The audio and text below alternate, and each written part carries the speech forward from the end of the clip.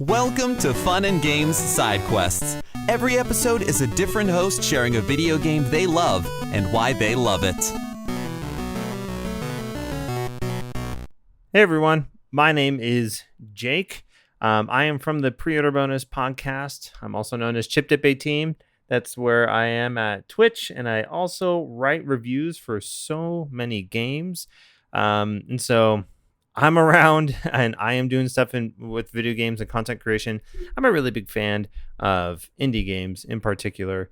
So I play a lot of indies and kind of all the different things that I do. I do a sub-series of the Pre-Order Bonus podcast called Indie Impressions, where every week I release 20 to 30-minute episodes talking about whatever indie game that I have played recently, just giving a mini review and just some thoughts that I have on it.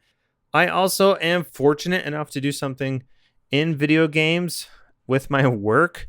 I am a lecturer at a university, and I teach some courses on video games as an artistic medium, looking at their narrative and kind of looking about different things that they do. So some of the games that I've talked about in my courses would be Sable. I've talked about Florence, talked about Papers, Please, Before Your Eyes, and Rift Riff. Just a few of these games. Oftentimes I get to talk about them in smaller capacities, just kind of introducing them just to students as, hey, what do we think about this as terms of art? What are they doing artistically well and interesting in an interactive medium that's so different than other artistic mediums? I am excited because in one of my courses, we're actually going to be playing through Act 1 of Pentiment, which is one of my all-time favorite games. And in another course, we'll be able to talk about bigger and chunkier video games. There's a lot of cool, exciting things I'm able to do as a lecturer there in the classes that I'm teaching. But today, I'm going to be talking about a game called Death's Door. I love Death's Door. And one of the reasons why I loved Death's Door so much was just the writing and the characters. This is one of those games. I think it's one of the few games also that can get away with not letting you have a map, where you're really at the mercy of exploring this wonderfully crafted world. It starts off really cool and tongue-in-cheek, where you are playing as a crow that essentially works helping ferry souls to the afterlife. And as you play through the game, you come to realize that things are much more complicated than they need to be when you're out getting souls to kind of help them work, get them through limbo and then move on. I've played through Death's Door twice. My first time playing through it, it was a total revelation.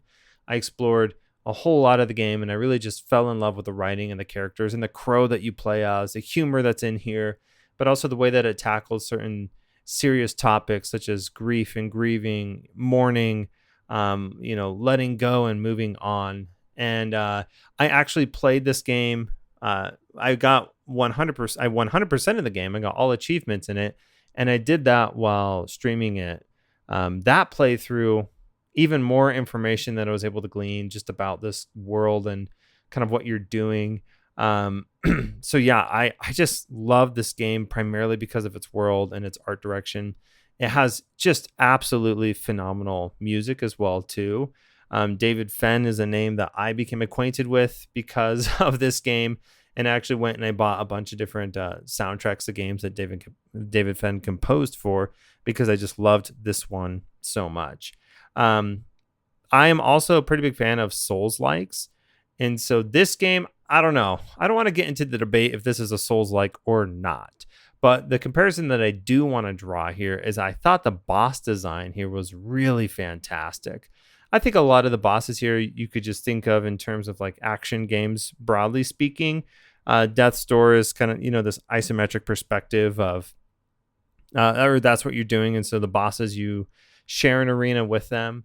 But there is one boss fight in particular that I won't talk about in specifics because it's so crucial to the story, that I just dearly, dearly loved, because the atmosphere, the way that the boss was designed and the different attacks that it was doing and how you needed to navigate those and really understand this boss pattern in order to beat this boss. I mean, I just fell in love. That was probably the moment for me. Like, I had been loving this game.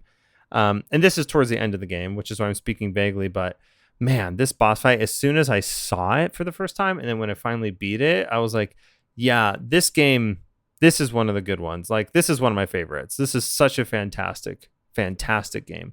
And I just think that there's a lot of smart design in here, a lot of really cool secrets and things to explore, a lot of great abilities and just things that you could do to make your character more powerful, and a lot of really fun weapons to use. When I did my 100% playthrough of the game, there's like one of the achievements is to beat the game using an umbrella as your weapon. And just so you know, the umbrella really sucks. But what I loved about that challenge in particular was that it forced me to rely on the different like magic abilities that you get, because you could still get the achievement if using and upgrading your different magic abilities. And so essentially what you have to do in order to gain mana or points to spend on your magic abilities in the middle of a fight is you have to hit an enemy. And so it just was a new way of kind of thinking about the boss design, where it's like, okay, I can't just do like massive damage here. I need to figure out how I can get enough hits in on the boss without getting hurt, so I have enough mana points in order to utilize one of my more powerful attacks. I thought that challenge was just great for me to come into the game with fresh set of eyes and fresh, I guess, brain logic to try to make my way through Death's Door. But yeah, I just love this game top to bottom. I think the art direction, the music, the boss design, the map, the art direction broadly, the characters and the writing. I mean, it would just came together to be such a fantastic experience for me. I just feel like anybody who would really, really enjoys like A Link to the Past. I think one of the first reviews I read of Death's Door, and I read it while I was playing it, compared it to these older kind of classic Legend of Zelda games, and I would say it absolutely shares more common when it comes to game design with that than Souls games. But yeah, I just love this one. It was such a fantastic game to play. So folks, that's it. That's Death's Door. That's a game that I think about actually quite often. I'm still listening to the music of that one. It is a fantastic one. Thank you for listening to me gush a little bit here about Death's Door. Happy gaming. Hey, Jay. Hey, Jim. You're a fan of the Legion of Superheroes, right? Yeah, I've been reading their adventures for decades. Me too. It was tough at first with all the characters, but now I think I'm an expert. It's not too hard to get into the Legion. And to make it even easier, we have a podcast called Long Live the Legion. We talk about different aspects of all its history to help you out. So whether you're a new reader in the Legion Academy, or have your own flight ring, or anywhere in between, a Long Live the Legion podcast should be on your playlist. CPOV. CertainPOV.com.